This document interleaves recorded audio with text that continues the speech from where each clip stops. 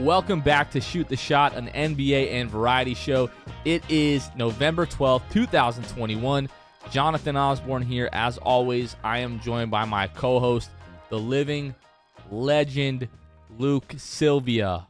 Luke, what is popping? Not much, man. Just Do people ever call you Lucas? I almost said Lucas, but I know that's not your name. Right, and that's the reason that makes me mad. But yes, there has been people who've called me Lucas in the past, and they didn't call me Lucas anymore after one time, you know? So You got that upset about it. I sent the Jokic brothers after them, actually, and they took care of it for me. So Let's get right into that. That's the first order of business on the docket tonight. So if you have not been living under a rock the last week, you know the other night, Nuggets, Heat, I believe they were in Denver. Been a very physical game. The Nuggets, I believe, were up 17 at this point. There's like barely, it's like 2 minutes and 40 seconds to go. Markieff Morris slams in Nikola Jokic, then turns around, and then we've seen Jokic's temper in the past against the Magic. If you remember last season, just cocked way back, like basically to Serbia, to slap Terrence Ross's arm, like after he thought he should have got fouled or whatever. So this isn't our first like experience with Jokic getting frustrated during a game, but just like completely spears Markieff Morris in the back. Just everything that he had behind it. You see Morris's head just snap back, lies on the ground for like 15 minutes. Tyler Hero, to his credit, is the first guy that walks up to Jokic. Yo, what do you think you're doing? Blah, blah, blah, blah, blah. Before we get into the kind of extracurriculars that happened around this fiasco, what were your thoughts of just like the initial kerfluffle? Kerfuffle, that's great. Yeah, so I initially was just sent it, the clip by a friend, right? My good buddy Brandon. He sends in the group chat, and he's like the madman. Shout out to the madman. The madman himself, yeah. And he sends this to me, and he said, basically like, Jokic, Jokic is crazy. He's wilding, right? And if Jokic is the madman, actually. Yeah, exactly. So I watched the clip, and I'm like, I think like Jokic was out of line for that. And then he sent me another angle of the Morris foul, like from kind of like an angle from behind, sort of. And at that angle, I was like, oh no, I think Morris got what he had coming. Like I get it. Like Jokic shouldn't have done it, but at the same time, I don't like think less of Jokic for that because of that one incident. Because Morris is I don't like Morris, so it's completely fine to me. I like this out of Jokic. I didn't appreciate the Terrence Ross slap. Like, I thought that was not warranted. That was more so a scenario where he was frustrating with the officiating that night, and it, the frustration may have been warranted, but this was like directly a retaliation of a dirty hit 1 second before. Yeah. Shaq and Chuck talked about this on Inside the NBA, about how you don't hit a guy and then turn your back and then act shocked when you get attacked from behind. What is Jokic supposed to do? Spin this guy around and then tackle him? No. You threw a cheap shot. You immediately got a cheap shot back.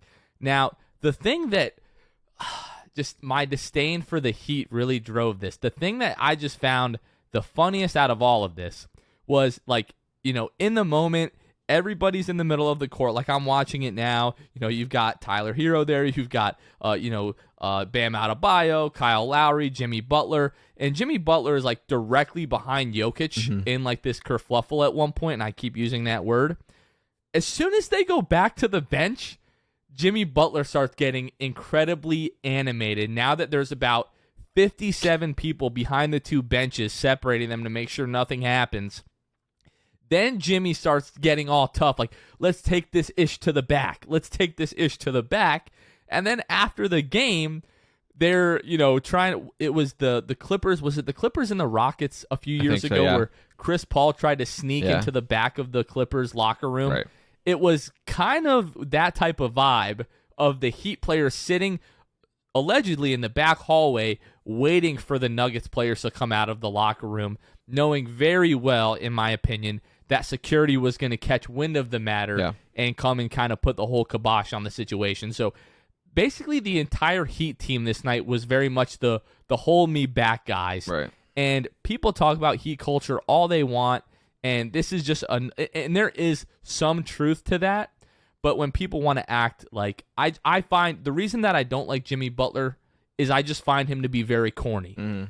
The way that he acts, the way that he speaks, sometimes I find him corny. And this was just like the corn dog on top of the corn on the cob at like the Nebraska Corn Festival. Shout out to my boy Luke Silva. Hey. This was just the corniest thing in the whole world to act like that. You could have done what we saw Terrence Ross playingly do to Julius Randle, was to put him in the rear naked choke, the sleeper hold. You could have done whatever you wanted to Jokic in that instance, but you didn't. And that, look, I'm not trying to act like I'm a tough guy. Jimmy Butler would rip my skin off of my body and wear it as a Halloween costume. I'm not acting like I don't understand that, but you just don't do this. I just find that very uncool for a guy who is, most people find Jimmy Butler to be very, air quotes, cool. Right. Luke. So what I want to touch on, which, yes, we all know, a lot of the NBA players today, a lot of them are buddies, right? A lot of them like to get caught up in the heat of the moment, knowing very good and well there's going to be someone holding them back. This isn't like Malice at the Palace territory anymore. I don't think that is really capable of happening in today's NBA. I really don't. You got to have like the perfect storm for that to happen. Obviously, that was the case with Malice at the Palace too, right? You had the perfect storm. You put Ron Meta World Peace Artest out there, and anything can happen, I guess. But yeah. So as far as that goes, but what I want to talk about is the Jokic brothers. The Jokic brothers, who I want to clear something up, and maybe I'm wrong, and maybe you can let me know, Jonathan. But I think the Jokic brothers are crazy. Don't get me wrong. I mean, we saw it last year in the playoffs, Game 4 of the playoffs, where Suns, Nuggets, Devin Booker and Jokic kind of get into it, and there's a scrum, and then there's a guy filming it, and he pans over to the Jokic brothers, and they're just yelling. They're yelling at the Suns team. They want to go. They want to get down on there on the court, and they want to go. I am not denying that they're crazy. I'm not denying that they probably can drink vodka with straight vodka, and that's it, right? They don't need a chaser. They squeeze the vodka out of the potato. Exactly, right. And I'm not denying any of that. But I do deny is that they would do anything crazy in terms of, like, some people are out there like, oh, they're like Serbian thugs, and they're gonna hire somebody, and like they're gonna take, like, you're gonna wish you didn't say a word, Jimmy Butler. Guys, let's not. One of them played like college ball here. Like, they're very American in terms of like just that. I don't think that they're gonna be hiring a hitman anytime soon. I do know they're gonna be at the next game, I guess, between the Heat and the Nuggets. They've already bought their tickets. It was well known. He replied to the other Morris brother, who, by the way, Morris brothers are a little crazy too. I won't deny that. Morris brothers are crazy, and that's for a whole other reason. They've got the same tattoos. Rumor has it that they shared a bank account until like a couple years ago. They're weird. They're weird dudes, and they're very weird in their own right. But I don't think that anything's going to happen. I think they're just going to sit there. The Jokic brothers might be a little bit of tough guys themselves, right? Like, they might just like sit there from the crowd and just yell and point and act like they're going to do everything. It's all antics, man. None of it's real. It's all fake. But it is funny. It's incredible. And it's what makes the NBA the NBA. That, like, there's even things that happen like that. And props to Jokic, because Morris, I think, deserves about 100 more of those pushed in the back that he got tonight, or the other night, as, he just, I don't like him very much. Well, what I'll say is, was it James Johnson, playing for the Heat, that was, a black belt. He no longer plays for the Miami Heat. Right. They don't have that presence on the bench. If that was still the case, I'd be like, maybe you don't want to mess with them. But Nemanja Jokic happens to be an MMA fighter that also practiced Muay Thai. There's this video going around the internet of him head kicking, basically taking this guy's head off. So part of me feels like those guys are pretty insane. They're pretty prepared to take it as far as they have to. I'm not saying anyone's going to die or anything like that. But I have a feeling that if they were to have a physical altercation with Jimmy Butler or someone in the like, one, Nikola Jokic is going to be able to bail them out of jail, and they will very gladly take a lifetime ban from any NBA events to stick up for their brother. Right. You know what I mean? So I just found the whole situation incredible, just really, funnier than anything. And then seeing just Heat fans, want Jokic, suspended for the entire season, and claiming that Markieff Morris, was completely in the right and all these other things. It's really just crazy in itself. But obviously this clip gets posted everywhere, right? But Udonis Haslem actually comments on a post and basically is like, I disagree with whoever posted it, right? I disagree, maybe Richard Jefferson. I disagree wholeheartedly. Jokic has committed those type of fouls that Morris has to stop the fast break in the past, yada, yada, yada. So true Heat form, they got UD coming to the rescue, and he's there to clear things up. And it's like, no, Jokic, that's not a common thing to stop the fast break. No. Like it was like right into the ribs of Jokic. Jokic was defenseless. The ball was above his head. He was trying to get rid of the ball. Morris was just being a clown. And I think that if you are defending Morris for that, that's kind of crazy. You could say Jokic shouldn't have done it. But also, that foul was not a common foul, that's for sure. He got fined for it. So clearly it's not a common foul. It's not just an every day type of thing. So yeah, I mean, more funny than anything for sure. But also Jokic, I applaud his right to do that. That was incredible. Yeah. So the next time they play is actually in a couple of weeks. It's Monday, November 29th. They play at 7:30. That game right now is on NBA TV. I have a feeling that game might get flexed. To like an actual nationally televised game. I'll definitely be paying attention. I don't know if the Magic play that night. They might. But yeah, I'll definitely be keeping an eye on that game. Let's talk about a surprise team on the season so far, the Washington Wizards, Luke.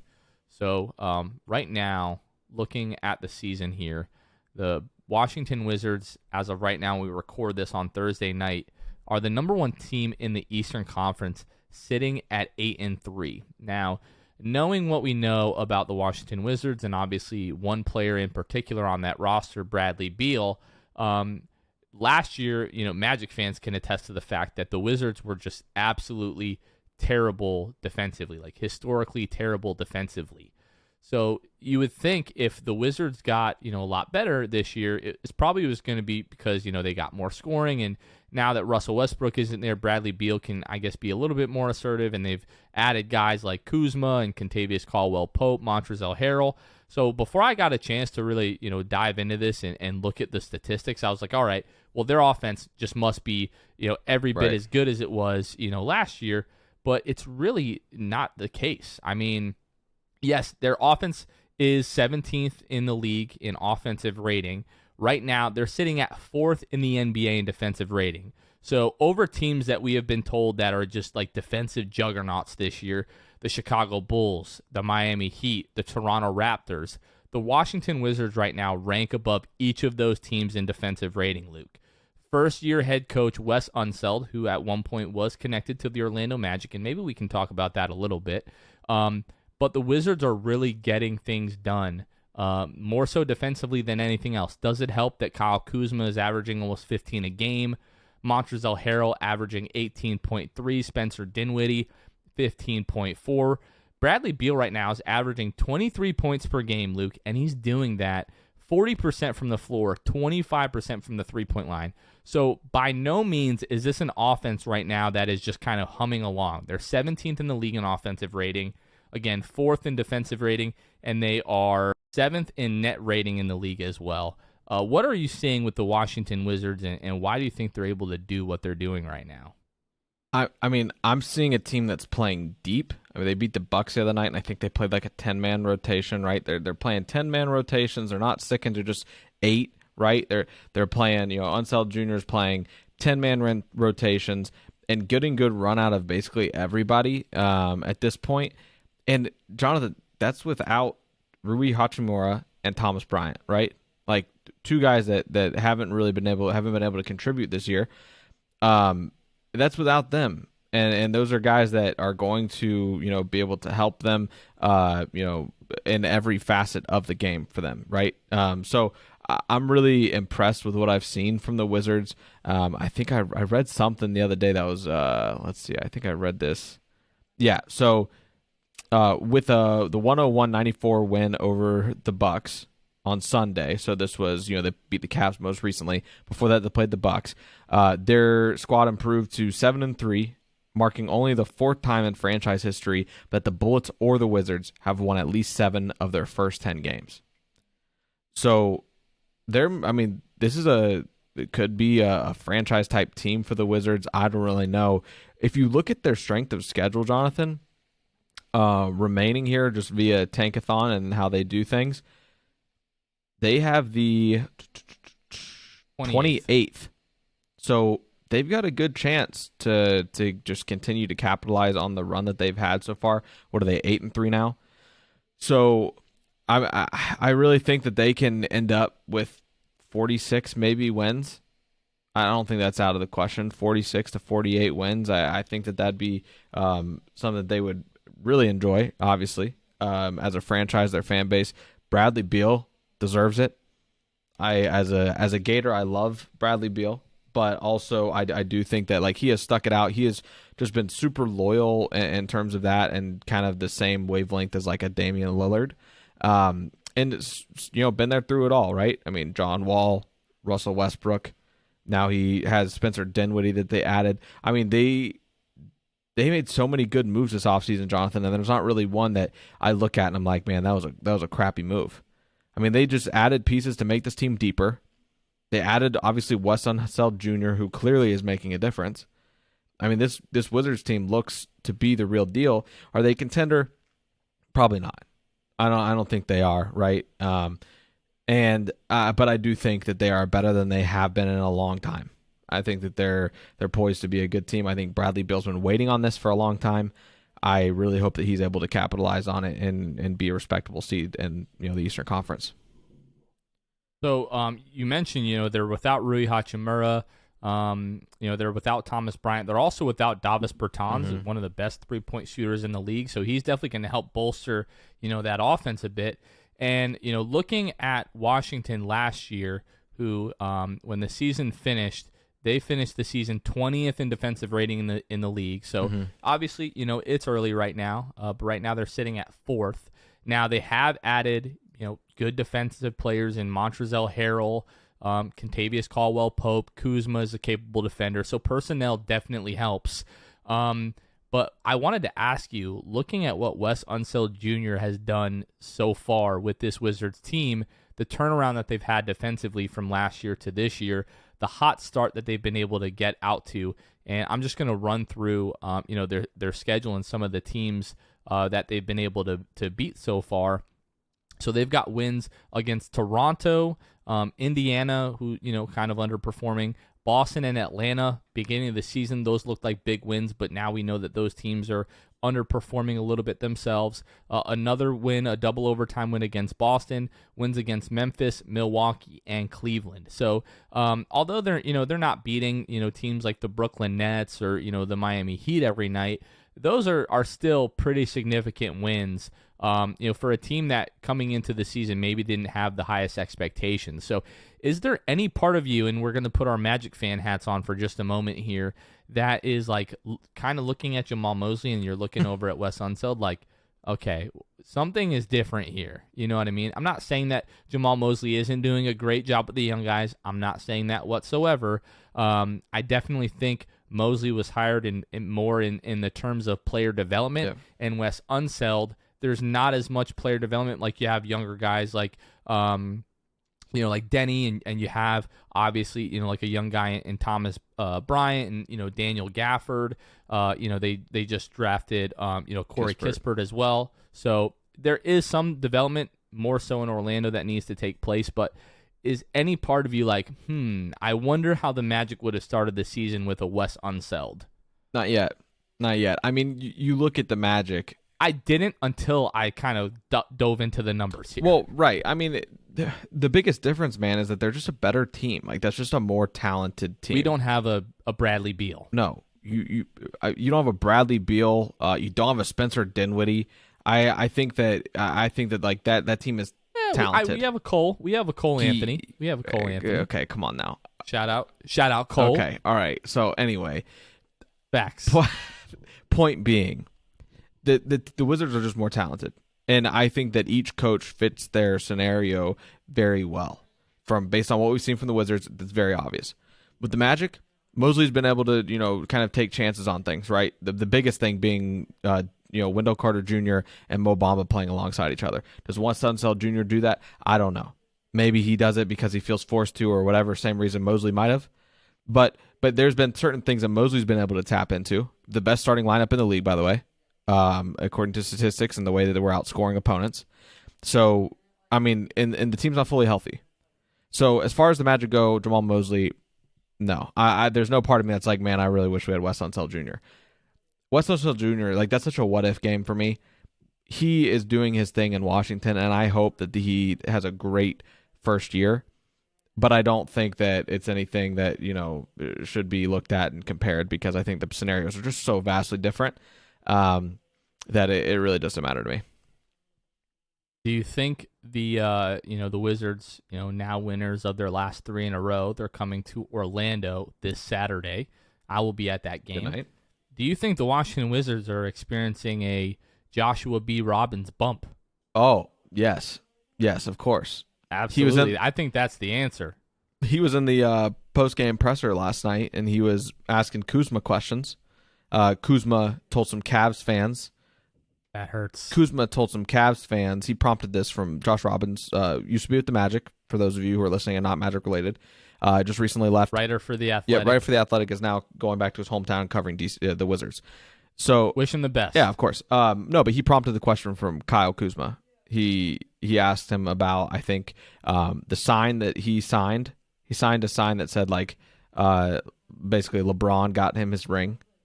And then Kuzma reminded Cleveland, without LeBron, you're nothing. Essentially, I'm paraphrasing.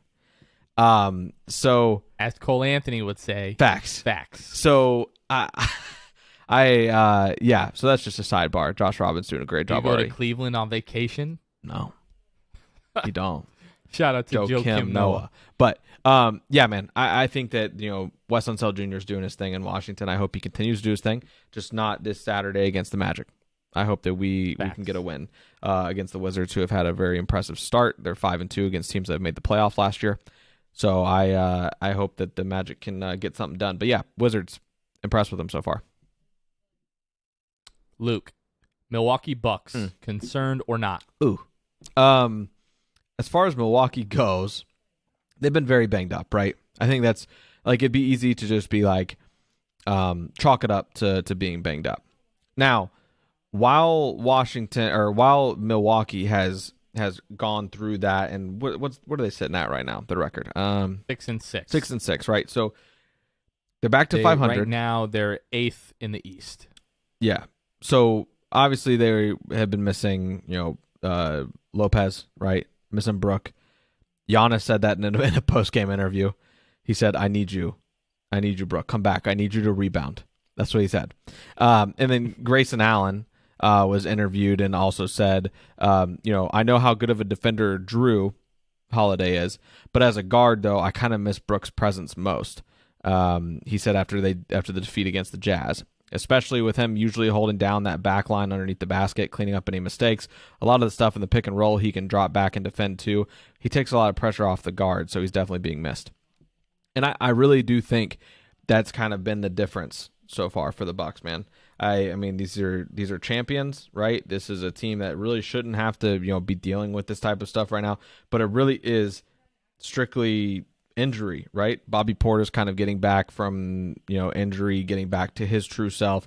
He's been contributing well as of late. Had 17 the other night against the Knicks, 17 and 5 on 6 of 11 shooting. So, and Grayson Allen has started. I think Giannis and Grayson Allen are the only two Bucks players that have started every game this year. Grayson Allen's kind of finding his role there in Milwaukee, averaging almost 15.5 a game, and doing pretty well and staying healthy most of all, which is what the Bucks need right now. So I think that they're just kind of waiting to get back into rhythm. I wouldn't say I'm concerned about the Bucks by any means. I am if they continue to just kind of stay beat up throughout the season, because as a Magic fan, we saw what injuries can do for a season, right? I mean, you have injuries last season. If injuries don't happen last season, the Magic probably don't blow it all up and now are in rebuilding mode fully again. So hopefully the Bucks can get healthy. I really don't see a reason why they can't get back to kind of championship form once they do have everybody healthy, because then they will be a pretty solid team. They beat a solid Knicks team by 12 last night, and Giannis didn't have to drop 40 to do so. So I think anytime that happens, Pat Connaughton came off the bench, 23 points on 14 shots. I think that they've got a lot going for them. They've had a lot of individual success with like kind of finding out, what players can step up, and guys like Grayson Allen. And they just need their guys to be healthy. That's really kind of the end point, I think, for me. Yeah, I mean, if you look at their schedule, they do have, a handful of what we would call, bad losses, a loss to Minnesota, a loss to San Antonio. They were up big in that November 5th game against the New York Knicks before the Knicks came back and won that game. But since then, bounced back 2 in a row at Philadelphia and at New York. Both very hostile environments to play in. They were able to, battle and get the W's in that game. The reason that I'm not too concerned, and I don't want to put too much weight into this game, but from opening night, they beat the Brooklyn Nets by 23. I believe Drew Holiday went out early in that game. Yeah, he played just 18 minutes. Obviously, James Harden was still trying to figure things out, although he did play pretty well. I mean, you got 21 points off the bench from Patty Mills, so really a decent performance out of the Nets. But we've seen the Bucks fully healthy that first game of the year, and honestly, they looked great. You look at the amount of games that guys have missed. Drew Holiday missed 6 games. Brook Lopez now has missed the last 11 games. Chris Middleton also missed 6 games. Bobby Portis, like you said, he's kind of just now getting healthy. He missed 5 games. So these are guys that are really big pieces to their rotation and what the Bucks like to do. If you look at Thanasis Antetokounmpo, he's played and started. He's played 11 games. He started 5 this season. In the previous 3 seasons, he started a total of 5 games for the Milwaukee Bucks. So that just tells you that's a guy, right now getting a lot of minutes that normally wouldn't be in a position to do so. So I'm not, concerned about the Bucks. These are, for the most part, these guys have all played together for quite a long time now. I think they're going to figure things out once everybody starts to get healthy. I don't think, you get these guys into a playoff series and you can't really count out the reigning champs. Right. Anytime you've got Giannis, you're going to have a chance to win the ball game. You're going to have a chance to win the series. If you look at them just all across the board, they're just very middle of the road. 15th in offensive rating, they're 15th in defensive rating, and they are 16th in net rating total. So this is a team that right now is just very mediocre, very decent, very average. Once they get those guys back, and those guys start clicking on all cylinders, it's not they're 6-6. They're 3 games out of first place. It's 12 games in the season for a lot of teams. I'm not concerned about the Bucks.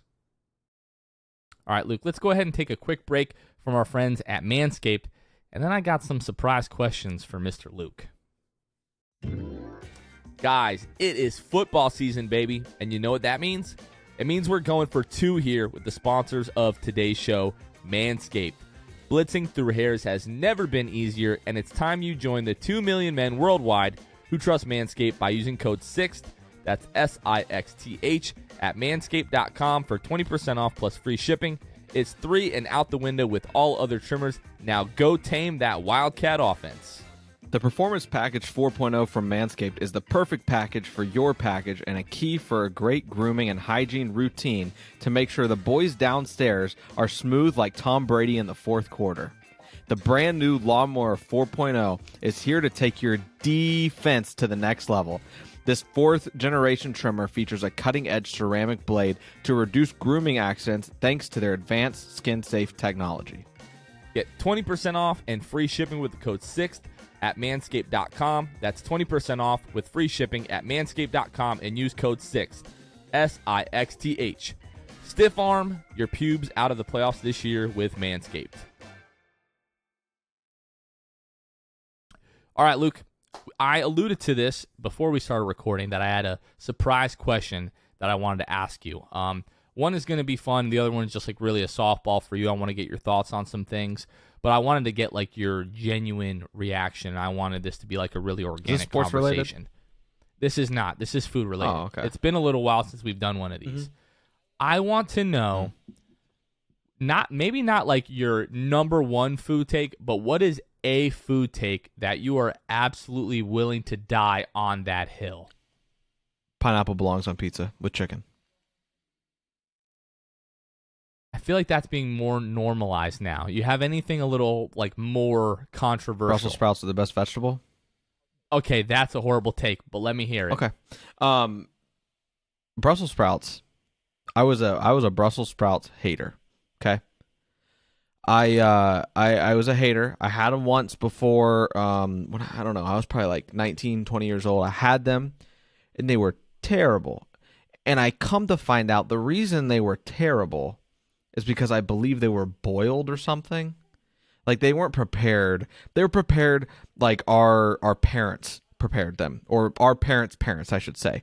There's a lot of parents, Jonathan, who, like, when I say parents, I mean like our parents' ages, right? 50s, 60s, however old they are. That generation doesn't really care for Brussels sprouts. And I think it's because their parents really screwed them over. Their parents were preparing them improperly, okay? All I have learned that all you have to do, Jonathan, do you like balsamic vinegar? Of course. Okay, great. So all you have to do, put a baking sheet, a cookie sheet, whatever, put your Brussels sprouts on there, put them in the oven. I can't remember. It's like 30, 40 minutes, something like that. Put it in the oven at 350 or 400. You take them out, and you just put balsamic vinegar on them, a little bit of garlic, okay? You do the garlic before you put it in. And the balsamic vinegar, but then you can add more balsamic vinegar after the fact. It is incredible. A large part, and due in part to the balsamic vinegar. It's very redeeming. But Brussels sprouts are not what we think they are for those that don't like them. There's more. They're elite. I've had Brussels sprouts probably once in my life. Okay, see, you were one. I was once like you, Jonathan. Listen, I let you speak. do not scream at me. Okay, they were absolutely terrible, and ever since then, I've just really steered clear of them. I put them in the same categories like cauliflower. To me, cauliflower is absolutely useless. What's your take on cauliflower? I like cauliflower. See, I think this might where we might be at odds because cauliflower is genuinely useless. I've had it like by itself and seasoned, didn't care for it. I've tried like the cauliflower rice when I'm trying to eat clean and kind of stay away from, the carbs and everything. You don't like it, or are you cauliflower indifferent? just does not do it for me. It sucks. What? I'm very much indifferent. I wasn't like, oh my God, this is disgusting, but I was like, this is probably the most bland, boring food I've ever eaten in my life. So would you liken cauliflower at all to Brussels sprouts? In that they're slept on, sure. Do they taste anything alike? No. Okay. Well, then I will be a little bit more willing to try Brussels sprouts at some point. I don't know if I have the courage in me to do that. But you guys are in the. You're promise you're Carmen. Let me. Carmen if is you guys cooking. are watching in the comments, I need your take on Brussels sprouts. Trash or not? I'm about to find a Brussels sprouts recipe, and I'm sending it to Carmen because I know you're not making them. 1 second. I have 3 in front of me right now on Google, so I wouldn't go that balsamic far. vinegar. Do you have any of those? That's what it says. Okay, you don't need to do shredded Brussels sprouts. If anything shredded, no, I refuse to don't do that. Shredded. Just do normal Brussels sprouts. Make sure they're soft, right? When you're done, like that's how you know they're done, right? You can eat them a little harder if you want, but soft is good with the balsamic vinegar. Just put it on top. There's no such. You don't need to be modest with it. Just douse it. Let me tell you something. This is the about from Google. The Brussels sprout is a member of the Gemifera cultivar group of cabbages. That's all I need to know. Cabbage is trash. This is directly related to cabbage. Means it's also trash, but I will try it. Let me give you my take. Okay. Can you try it? Burger King is fire. Okay, hold on. Can you do the Brussels sprout recipe and then put it on our Patreon as a video? I will do that. Okay. I will do that at some point. Okay. I'll put the Patreon video. I'll do it for Patreon, and I'll put it on our Patreon. Brussels sprout review. If you're not a patron, you have to become a Patreon. Look at that. We're selling ourselves here. If you want to see me eat Brussels sprouts. Luke, Burger King is fire. Do you agree or not? I agree. Their chicken has made me a believer in Burger King. Now, you told me the chicken was not good. Yeah. So what has changed? The spicy chicken. Thank you. It did. It did it. It brings it to a total another level. Yeah, it's good. You gotta like spicy, but it is good. It's not that spicy though. Well, no, it's not. You're right. Maybe it was KFC. Have you had KFC's? KFC, I feel like, was maybe a little spicier. That was spicier. Now the chicken is a little spicy, but it's not like you're gonna burn. Right. Your Yeah, mouth I was or thinking of anything KFC. Like that. KFC's sandwich is spicy, and I like spicy. It's spicy. I ate it. Don't get me wrong. But yeah, no. Burger King's good. So I'm trying to. Burger King does not have a description of the chicken versus the spicy chicken. So the Burger King chicken sandwich is on one of their fun to premium say, by buns. the way. It is fun to say, and it's literally, Luke, you can attest to this. It's literally an entire chicken breast. Like they did not cheap out on this. It's not this like processed patty. Right. It's literally like a filleted chicken breast that they fry. On the regular chicken, I believe it's just the chicken breast, pickle, and I believe mayo. On the spicy chicken, Luke, I don't know exactly what the mix and blend of spices were that go into that sauce, but it's savory, it's sweet, it does have a little bit of that heat, and then they put this, it's almost like a chipotle mayo or something like that on the sandwich. Okay. It's a complete mess if you've eaten one. It's very easy to get all over the place, but it's absolutely fire, Luke. The reason... Okay, go ahead. Proceed. No. I was going to make a comment about another fast food chicken sandwich because they're all coming out of the woodworks now. Continue. Okay. Well, what I'm saying in defense of Burger King, is I have seen some utter blatant disrespect over the past 5 to 10 years about Burger King, and I'm just no longer willing to stand for it, okay?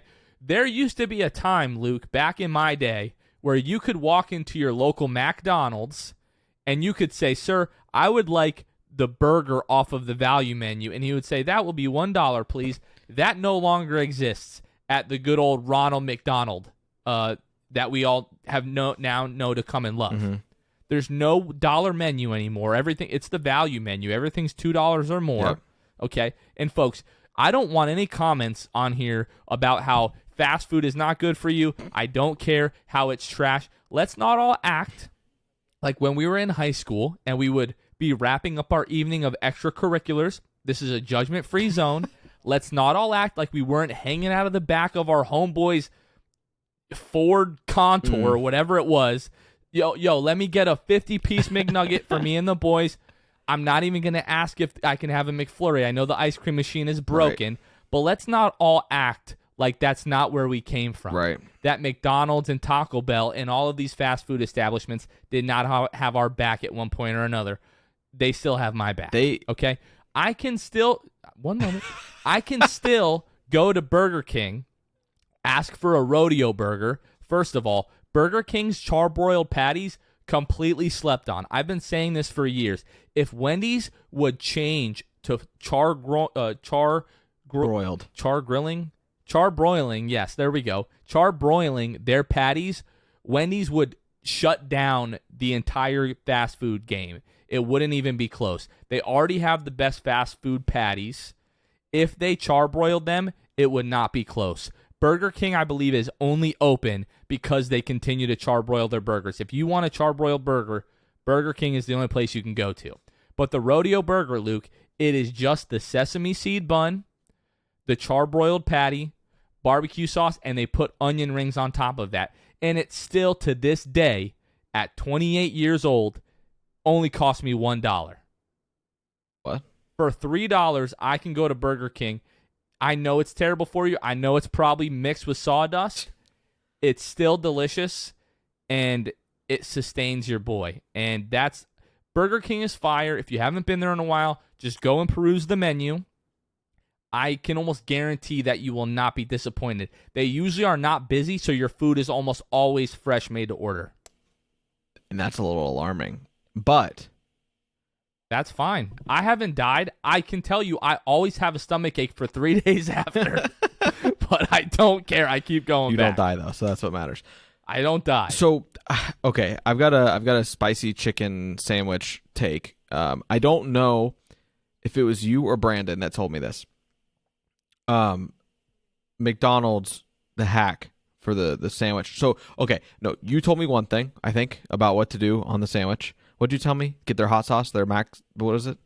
They used to have what they called a mighty hot sauce. They took it away? That is now gone, okay, yeah. So, now, new alternative for you. I had them put, I think this was Brandon, now that I'm thinking of it. I had them put on my chicken sandwich, on my spicy sandwich, had them put mac sauce. I knew that's where you were going, dude, and I love it. Dude, it's good. It's good. The mac sauce is always good. We all know this. Everyone's had a. Did you? I tried a Big Mac, by the way. That's kind of the end of my point there, so I'll go into this real quick. I was basically peer pressured into trying a Big Mac in like elementary school because. Are you making it sound like the kids wanted you to do black tar heroin? They did. So anyway, that's a whole different story. No, because I had never I don't think I had a Big Mac or something. And the kids were like, the people would be like, and kids in my class would be like, "You've never had a Big Mac?" I'd be like, "No." "Should I?" They're like, "Yeah, you need a Big Mac." So I feel like there's a lot of kids growing up. The cool thing to do was eat a Big Mac. Like you've gotten the kids' meals, right? The kids' meals at McDonald's. You've had the single patty burgers at McDonald's. You've had, double hamburgers. But have you had the Big Mac? And you guys can comment below if this was any of y'all. If like growing up, like the standard for like being a man or woman was having a Big Mac. Have you liked McDonald's, but have you had the Big Mac? That's what got me onto the Big Mac. Are you a big fan of the Big Mac or no? I'm not a big fan of the Big Mac. Too much bread? The only reason, it's not too much bread. I think it's too much sandwich to go the shredded lettuce route. It gets everywhere. I love the McChickens from McDonald's. The only criticism I have of the McChicken is the shredded lettuce. It doesn't matter what you're doing, especially if you're driving, you just have shredded lettuce everywhere. Yeah. You'll be vacuuming for the next 17 months, and you'll still find shredded lettuce. Yeah. If they would just move to like the single, like I'm a big iceberg lettuce guy. Okay. Like I like the light to like kind of white colored lettuce. I'm not big on the like dark leafy romaine lettuce, even though I understand that's better for you. If you have not inferred from this conversation, that's not always my concern. We're finding out in the drive-through. Yeah, exactly. Look, I've been getting up at 5:30 most weekdays to try to go to the gym. So I am trying, folks. You go. But yeah, I do like the Big Mac. What I will say was my kind of rite of passage growing up, right around I think the time I was like 8 or 9. Obviously, McDonald's has always had the Happy Meal. When I was around 8 or 9, they introduced the Mighty Kids Meal.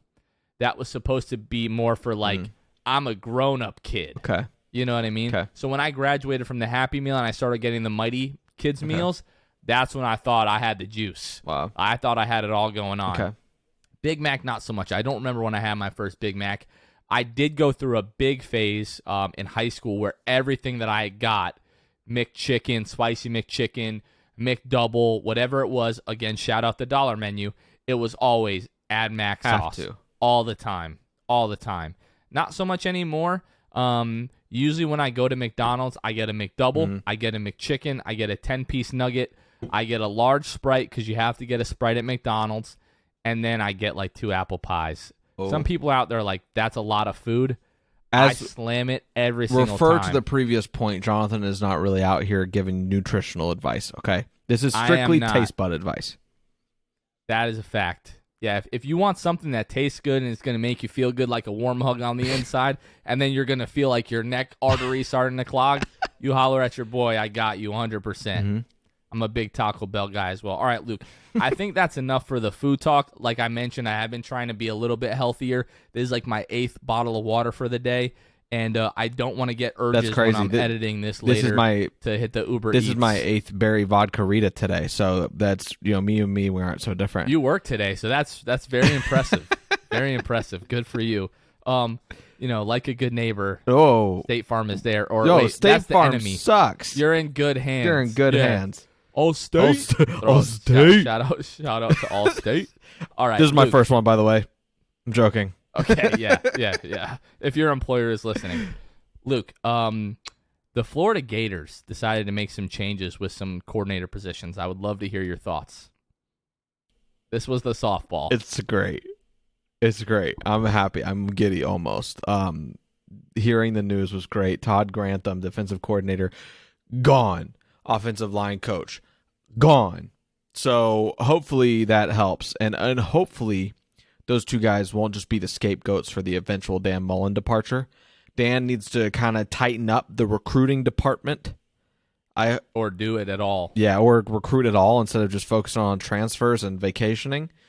Yeah. So I mean, not much else to say besides, Mullen's big point was like, I was already thinking about doing it at the end of the season. I figured why wait to do something I'm already going to do.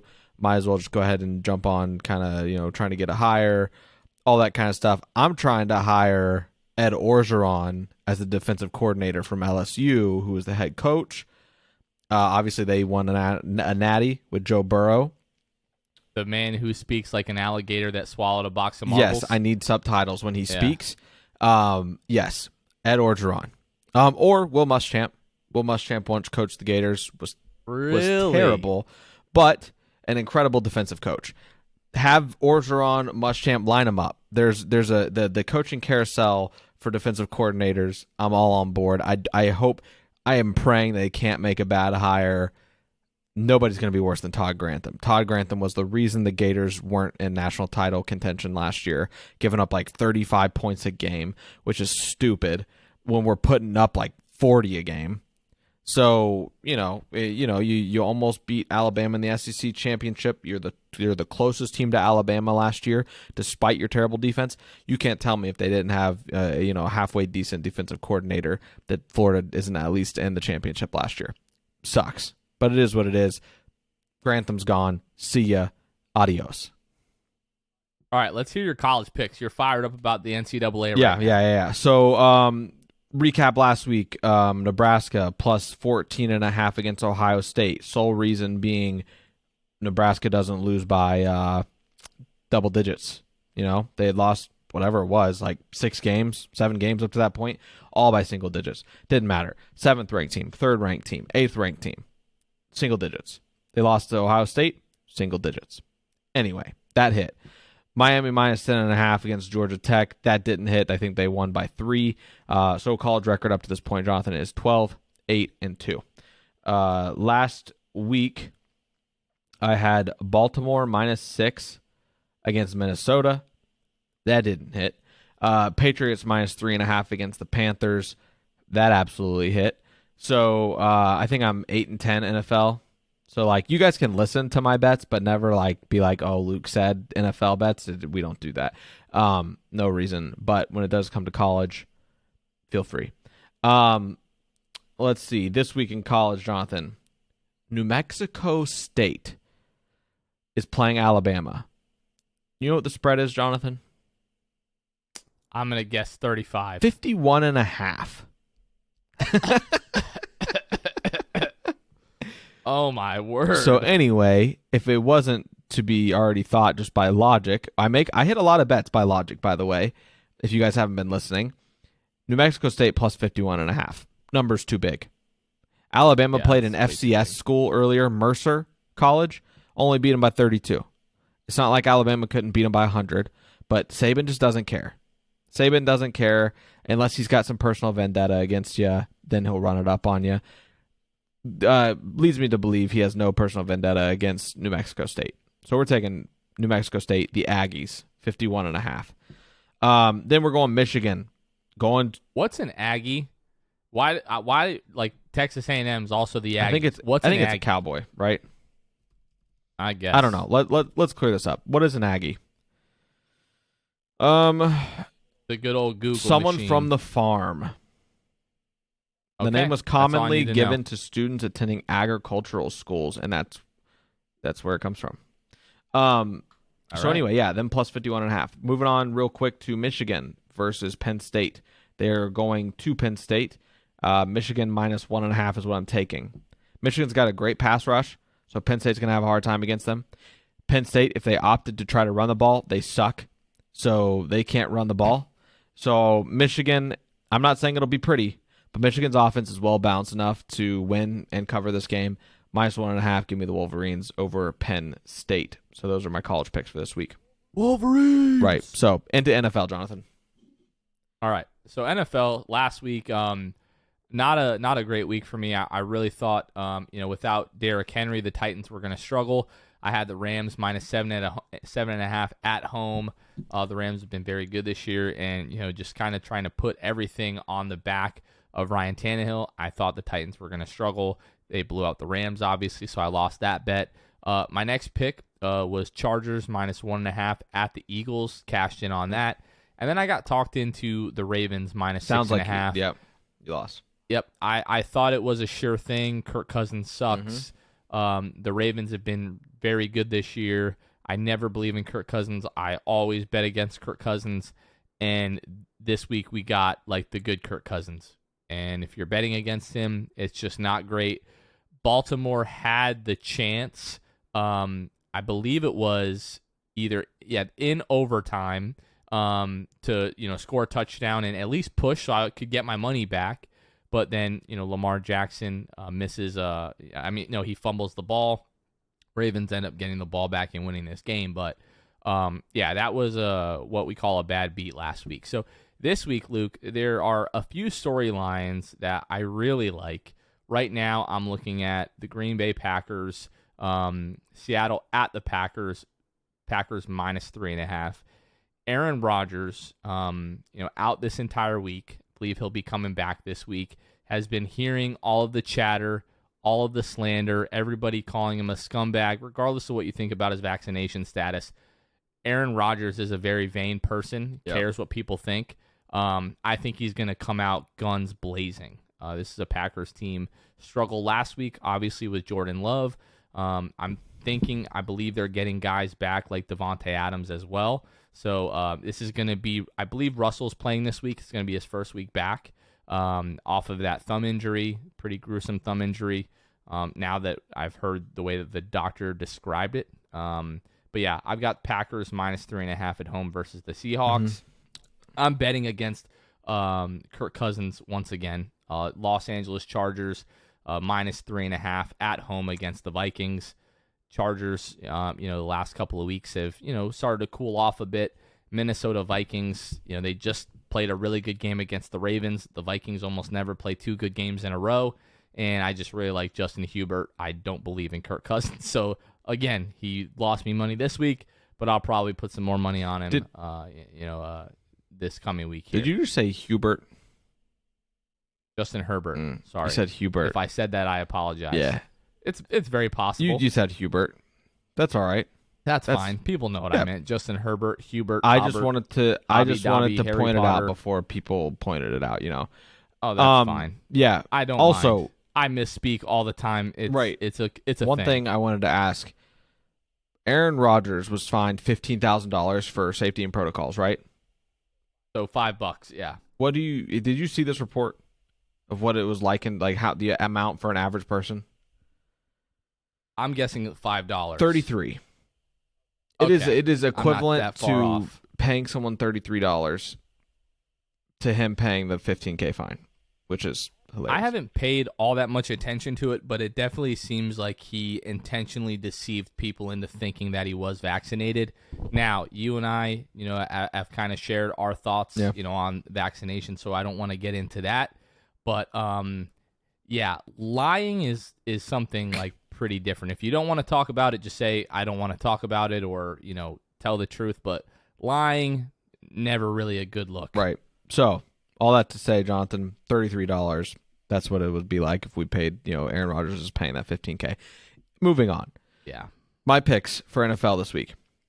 I wasn't done. What? I wasn't done. How many more do you got I gave over there? two.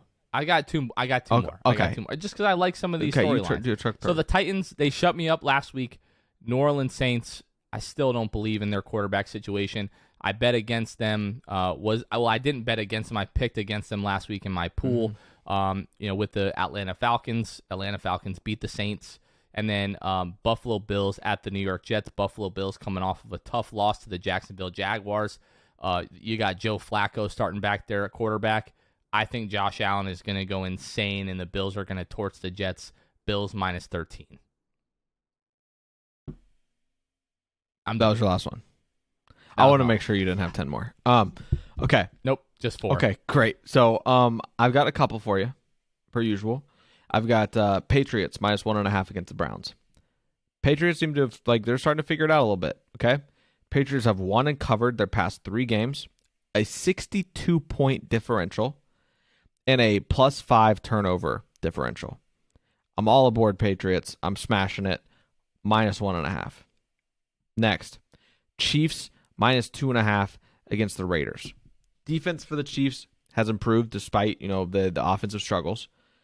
Raiders without a couple key defensive players this week, seems to be. Mahomes looked better last week. Not as turnovers have been the issue for him. Offensive line, I think, is going to hold up for the Chiefs against the Raiders defense, and I think that the difference there is going to be the offensive line for the Chiefs. Pat Mahomes, this is his week to kind of get in rhythm. I think I really do like Chiefs minus 2.5. So some breaking news today, that Odell Beckham is going to be signing with the Los Angeles Rams after being released by the Browns. I wanted to ask you really quickly, do you feel like that move in particular really raises their ceiling? I don't. I think it adds, right? Anything helps, I guess, to add to an already good team. OBJ is going into a situation where he's going to be on a team that's a contender. I think that that'll help him a lot in terms of just him and OBJ kind of being a little difficult sometimes. So I think that I think it's more so OBJ needs the Rams than the Rams need OBJ. The Rams have got their rhythm.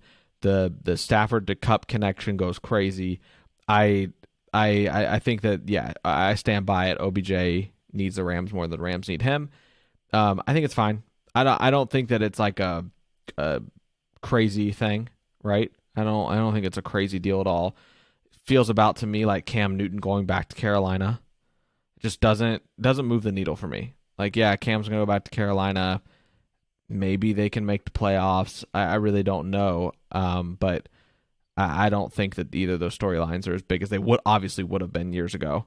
These are just two players who are kind of riding off into the sunset and trying to find their way. So it's so crazy to me because the first 3 seasons, there's nobody in the world that could tell me that Odell wasn't going to go down as one of the greatest wide receivers of all time.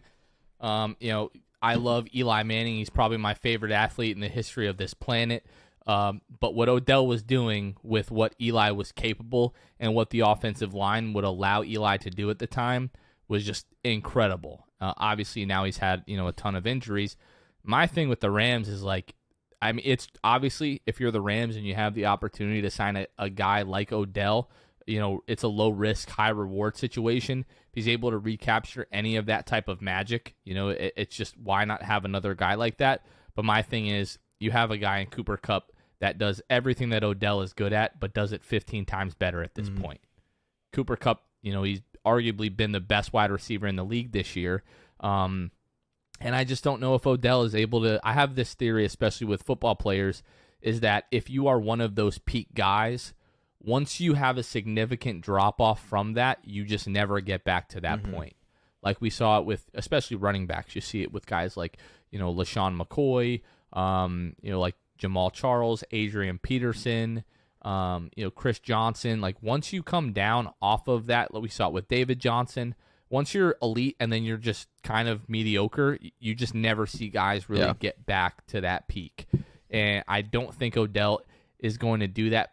I would say there's like 10% of me that wanted the Giants just to roll the dice, bring him back.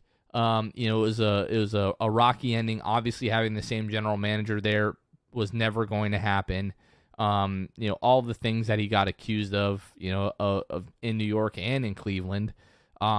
But part of me just wanted to see that 13 one more time, see if he could just tear it, off for 97 yards or something crazy like we used to see. Really one of the most fun athletes in his prime that I've ever watched, Odell Beckham. I could crap on him for his history with the Giants, but I really do wish him well.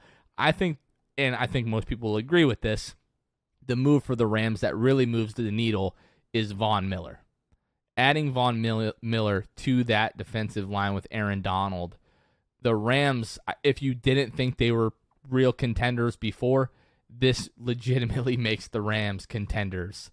If those guys can stay healthy, and I really like Matt Stafford. Yeah. So I'm all on the Rams bandwagon, and I'm excited for a Rams Bucks NFC Championship looks like what we're headed for. The last thing I'll say, it's a very trivial thing. SportsCenter did a certain player on the Rams dirty. They said stars in LA: Matt Stafford, Jalen Ramsey, OBJ, Von Miller, Aaron Donald. Where's Cooper Kupp? Yeah. Where's Cooper Kupp? He's arguably been the best player on their team this year. He's arguably been the best wide receiver in the NFL this year. Put him on the graphic. Anyway, that's it. That was my side piece there. I saw that. You can't put the white wide receiver on the graphic, Luke. Come on, son. Luke, I think that's going to do it for us this week. What do you think? Yeah, that's good. This was a fun one. It was a long one and a fun one. All right, Luke, then we'll go ahead and wrap up just a few housekeeping items really quickly. If you guys don't know, or if you're not subscribed to Patreon already, we'll be having our first Patreon exclusive Zoom call coming up this Tuesday, the 16th at 8 o'clock Eastern for our Hall of Fame tier patrons. So if you guys are interested in that, you can either upgrade your Patreon tier or you want to subscribe to the Patreon. You guys will be able to join that. We're really just going to be hanging out. You guys can answer any questions that you might have. Obviously, we'll be talking Orlando Magic basketball. That's going to be a lot of fun. So again, that's coming up on 11/16 at 8 o'clock Eastern time. Make sure you guys come and hang out with us. That is going to be a lot of fun. And then just a quick shout out to our patrons. No new patrons this week, but we'll shout out Court Cousins, Drew Gooden, Armin, Keith Garcia, Zico, Carson Tulo, Nathan Lynn, Ellis, Jonathan Borges, Norm L, Magic Player History, Julio, and Joseph Chubb. Really appreciate your guys' support. Thank you so much. Guys, that is going to do it for us this week. For Luke Sylvia, this has been Jonathan Osborne. You guys are listening to Shoot the Shot, and we will catch you guys next time. See ya.